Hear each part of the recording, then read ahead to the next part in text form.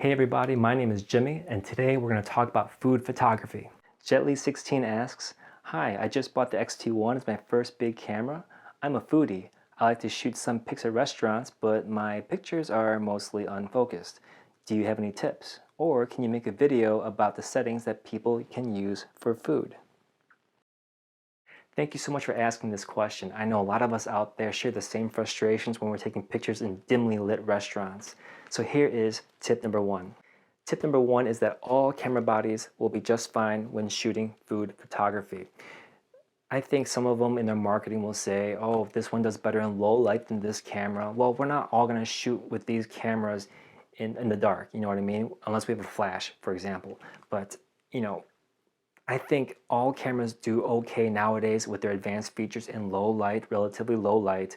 But the thing is this, all cameras, especially these cameras, do even better with lots of light. So any camera you get, any camera body, will be just fine with food photography. It's the person behind the camera that has to do the thinking and the workarounds to get that steady shot, whether there's light or not.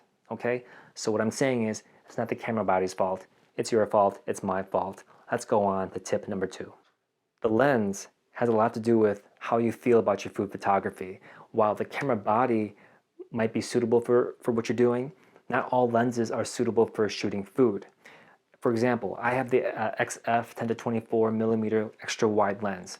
This lens, I think, is not suitable for food because it gets distortion-y in terms of how it looks in the profile, that it's not suitable for food. It's also big and bulky and pretty expensive. I don't feel comfortable shooting with that lens in public at a restaurant. What lenses do I recommend? I recommend, I think it's a 28 or 27 millimeter lens by Fuji. It's really small and slim. Also 35 millimeter lens works really great. I use that right here. Also the 18 to 55 millimeter lens, or whatever equivalent to whatever company you use, those are the measurements I use, focal lengths that I use for lenses. The 18 to 55 gets wide, but not that wide. It's very tasteful and works well with food, and you can get a nice background blur if you use it right. The 35 millimeter lens can get very wide with 1.4 in aperture, and I recommend this lens. It's nice and small in profile, and it gets really great images for people as well. Since it doesn't distort that much, I recommend this for people, food, and pretty much anything, even still life and landscapes. So I use this for pretty much everything. Here is tip number three. Now I did mention that this particular lens, a 35 millimeter, can go pretty wide in terms of aperture. I want to tell people not to go as wide as possible because when it comes to food, you don't want everything to be blurry. I just don't like that look, and I think it's totally overused as a tactic when you're using this lens. You want to leave it at 2.8 to 5.6. In my opinion, 2.8 to 5.6 or beyond that. And because I think food should be taken in the fashion of in focus. I think when I take a picture of food, I don't want everything to be blurry where you don't even know what you're looking at, you know what I mean? So let's say I'm taking pictures of a salad, for example, that's kind of strewn about.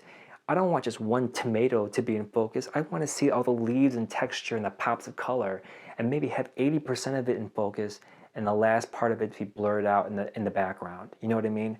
And you're not going to get that by going totally sharp in 1.4 with that razor sharp depth of field and everything else is blurry.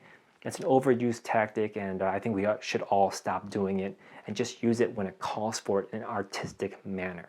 Okay? Here's tip number four. Go to restaurants during the day to really exploit the sunlight that's coming through. The sunlight that passes through the window bounces all around in the restaurant and then hits your sensor. There's lots of ambient light. As opposed to going to a restaurant during the evening, for example, there's far less light, and the only light source you're dealing with are these yellow light bulbs right next to your face that you hit when you get up from your seat that illuminate your food below. Okay, that's the only light source you have. And yeah, you're wondering, like, isn't this enough light to take pictures? I can see the person in front of me. It's not enough light. It may seem like it is, but it's not. You need a lot of light bouncing through, more light than you're aware of, to make pictures nice and crisp. The less light there is, the more blur you're going to have, the more stability you're going to need, which is hard to do when you're just hand holding it.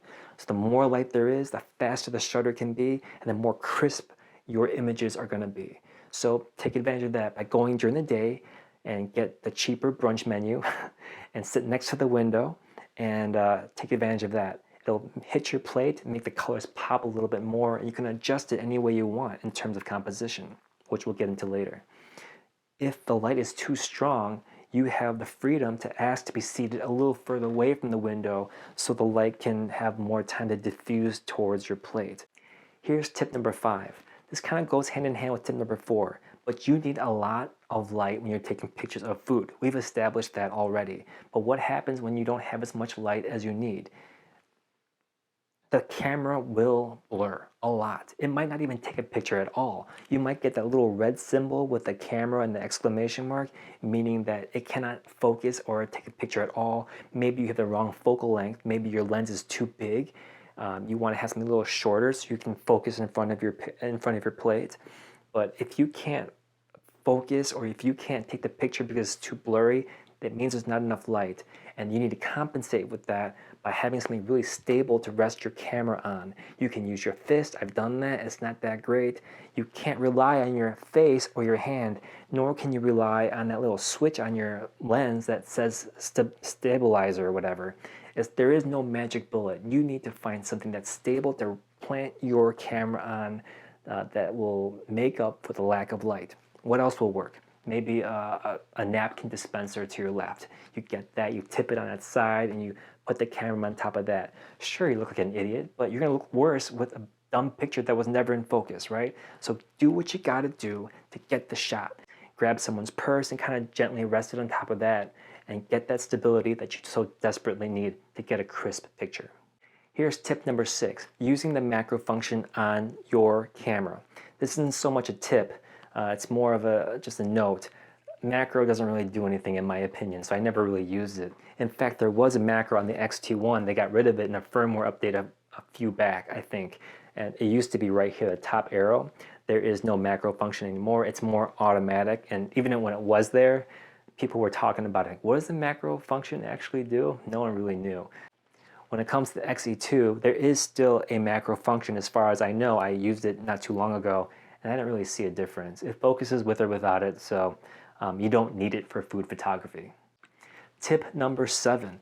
When it comes to food photography, definitely rely on autofocus. You can use manual focus too, but if you're new and a beginner with the X-T1 or whatever X camera, the one way to not get frustrated with focusing is to use autofocus. But you need lots of light. Autofocus cannot focus in the dark, all right? The more light you give your camera during autofocusing, the easier and the faster it's gonna be. The autofocusing is fantastic. It's the environment you're in and the chance you're giving the camera. You're not giving it a shot. You need to give lots of light in the environment, and if you can't have that, you need to be very stable. The other thing is, there's a few modes in autofocusing, right? There's a zone focusing and there's a single point focusing, among others. I recommend the single point focusing. Get to the single point focusing and make that point as big as possible. Okay, there's a tiny little square there in the middle. You can also adjust it anywhere in the screen within reason that makes your composition make sense, but you can adjust this square to be bigger by using this rotation knob right here. By making it bigger, as I explained in previous videos, there's more room to focus on, right? By making the square bigger. There's more contrasting materials. The more light there is, the more the focusing square can see more coming in and it'll lock onto something. If you leave that square really small, it's gonna hunt around more, will it not? So give your camera a chance, have lots of light, stabilize it on something if you need that, and make that square nice and big and focus on a big juicy piece of shrimp or something. It's all about composition. Now that you have the light, now that you're stabilized on something, and now that your shutter time is nice and fast and crisp, you think you're ready to go? Not even close. This is the fun part. Now you need to compose your shot. You need to frame it in right, maybe with silverware on the side, maybe someone can poke their fork through the piece of New York strip steak, whatever it is. Maybe a glass of water with some dew coming off the side. Make it look beautiful. I've seen so many wasted moments of people who have all the opportunity in the world with lots of light coming through, and the picture still looks like crap. What happened? The composition was off. There was not enough thought into how it looks. Does it draw the person in? Does it make you want to eat or taste what's going on in the photo? You know what I mean? Is it an outlook that you've never seen before? How many shots have you seen like like this. When you look at a picture of food, it's always from this angle, from my head to the plate on the table. It's been done before. Get down low, get up high, get to the side, point it towards something else where there's a restaurant in the background or a server serving it to you. You know what I mean? Have someone bring it up to their lips. Compose it in a different way. Make it look awesome. Put some thought into it and have some fun. I've seen some pictures just would make you laugh. I'm just like, man, come on. You know what I mean? It's just terrible composition, and it doesn't take that much effort after you get all these other factors in play. Make it look nice. Do it. This next tip here is about ISO. When you're in dimly lit situations, you can always crank up your ISO or ISO, however you want to say it, where it's more sensitive to light. Now the problem is it can create more grain in your photos.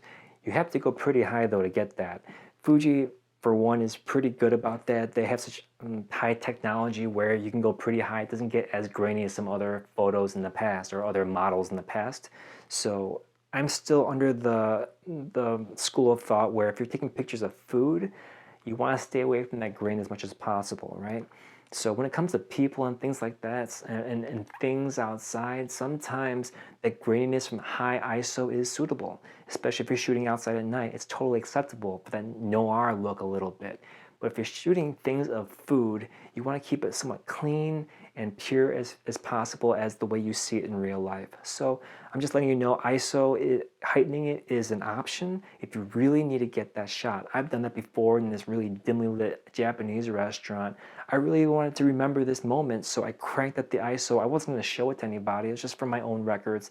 And I went to look back on it one day and say, man, that chicken was good, wasn't it? Yeah, I'm glad I got that shot. It's not the best looking shot, but it's still a shot that I got. And you just want to weigh it with, is this a professional shoot? Then keep the ISO low. If it's something just for yourself, your friends, and for your family, you can crack up the ISO a little bit and just get that shot regardless. I think I can summarize this whole video as just to say, you know, while there are functions on the camera that can allow you to take great pictures with food, and lenses you can buy and all that stuff, with food photography in restaurants, when you're not in charge of the environment, it's going to be up to you as a photographer to get that stability and light coming in to hit your sensor so you get nice, crisp shots, okay? It's going to be up to us. I'll talk to you guys soon. Thank you so much for watching and your questions. I really appreciate it. Thumbs up, subscribe. See you next time.